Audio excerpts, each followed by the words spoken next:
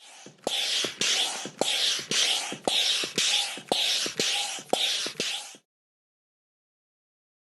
the latest top tips, reviews and advice, please subscribe below. Hello and welcome to Attwoolls Outdoors with me, Mike. Today I'm giving you a bit of a review on a product from Vango. So with me here today I've got the latest Vango Tay. So the Vango Tay comes in 3 different sizes, comes in a 200, a 300 and a 400. And that just refers to kind of generally how width it is, where it's more designed to sleep 2 people, 3 people or 4 people. So what you do find is as also it gets a little bit bigger, it also gets a little bit taller just because the main kind of crossover pole in the main section does increase. And I would always recommend, 2 people can get probably 2 in, but if you wanted a little bit more wiggle room, it's always not a bad thing to actually, if they say 3 of you, go for the 4, 2 of you go for the 2, and if 1, go for the 2. So it's, if you get what I mean. So, but it's a nice model. Some big updates really for the new season. So what we have actually now is they're using a slightly different material. So it's still polyester, but what they've actually done is change the process of the dyeing. So what we find now is actually it's a much more eco-friendly way of dyeing it. So what we now do is they dye the thread rather than the material when it's already pre-woven.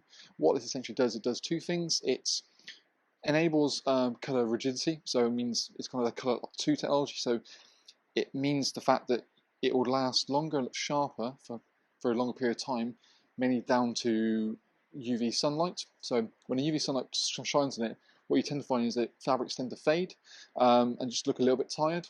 It shouldn't so happen as quickly with something like this, mainly because what you kind of have the difference between, say, is like a carrot and then a radish. This is now going to be a carrot, whereas previously it was probably a radish. So by dyeing the thread, you have the colour all the way through the actual thread, whereas when you weave the fabric and dye it, then you get a radish effect where you cut the radish in half.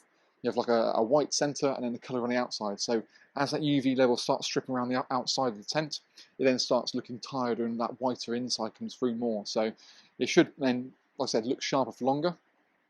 Other things to mention is the fact that it reduces the amount of water it takes in the dyeing process, so it saves an awful lot of water. So again, it's more of an eco-friendly way of doing it. The Tay is definitely more kind of a price-pointed tent, so it's it's quite keen. It's an inner pitch first. You pitch the inner tent first. You put the fly sheet over the top. And we've done our own pitching and packing video on this model, so you can see that in the flesh and how quick, simple, and easy it really is to pitch.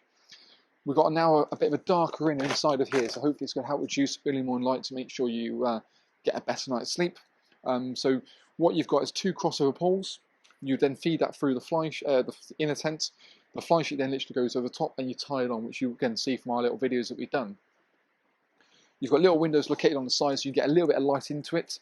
The door at the front here obviously zips down as you need it to. But what you can also do is by buying some little fiberglass king poles, you can create almost like a little canopy with the extra points, so it means it comes out a bit further, just to give you a little bit more shelter. So that is certainly an option. There's a kind of a ground sheet that's pre-attached to the inner bedroom, which comes forward and then obviously gives you a little bit of space either side. So you have kind of a semi-waterproof, well, a waterproof base, albeit coming from the outside, to put your kit. So that means you haven't got to worry about keeping it inside. So it's a great area for your kit. And like I say, if it's a day where it's chucking out of rain, you can always sort of roll that ground sheet back a little bit. So you almost just tuck it under the main bedroom. And that way then, with a bit of shelter, even the rain comes down, it soaks to the ground rather than directly into the tent itself. You've got some nice ventilation points at the top either side, so that's going to help sort of circulate the air and try and reduce the amount of condensation you get in the tent. Typically with smaller tents and more people, that's when you do find condensation can be a bit of an issue. So that's where ventilation is crucial. So we'll bring the camera in here in a second, but you can see there's mesh located at the top to help with that airflow. Your front door, again, as you can see, the dark material zips up and gives that sort of nice privacy effect. And again, in the top, very top of it, there's a little hanging point for a lantern, but all quite an easy little door. There's a little pocket located on the side, so you're not sort of rolling it back. And then you've got a smart pack bag, so it's really nice and easy to get sent back into the bag, because that's always one of the biggest bugbears is how easy it goes in there. But you've obviously got your pegs, little metal pegs to supply with it, your peg bag, and then you've got some compression straps as well. So not only you've got a wide open mouth bag to get the tent back into it, which you can do it like so. You then can clip and compress it, and that becomes your carry handle. So again, it's a nice little feature. But so let's get the camera, bring it inside, and go through it a little bit closer up and personal. Bum. So as we kind of come in, you probably appreciate the darker side of the air as the camera adjusts the light. So you've got mesh panels located on the top, as well as that central point for it. You can see when you come out the fly sheet here, how that looks. There's a little pocket located in the corners here, so on the right hand side. So that would be your sort of, you put your keys, phones, that sort of stuff located in there. There's also one back left over there as well, so each side has got it. Just for a point of reference, this is the 300 model, so it gives you a bit more of an idea about it. 3000mm high straight head, sort of a normal sort of 70 denier fabric, so it's your sort of normal kind of fabric you tend to find. But once you've kind of main dome in place, the base of the front parts just goes up from there.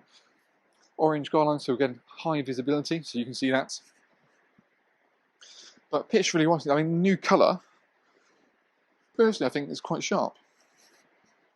It definitely helps to make it seem a little bit darker on the inside, which I think is a bit of a bonus. But I think all in all, it's quite compact. It's in comparison to kind of the lighter green that it had in the bottles, I think it's a nice little addition. By all means, for any more information on the Tay, feel free to check the link below this video. We've got things about the pack sizes, floor diagrams, obviously things about the height, individual features all listed there, so you can always have a look at that as well. But really, it's, I say, good quality, fairly inexpensive, but quite cheerful. But really, yeah, I think as a model, it's one we've done for a number of years now, and the new updates are quite a nice little finesse on what was already quite a nice product. So yeah, that's kind of our little video review on the Tay. Feel free to let us know what you think about it, and thank you again for watching. Hopefully we'll see you again soon in the next Vango video.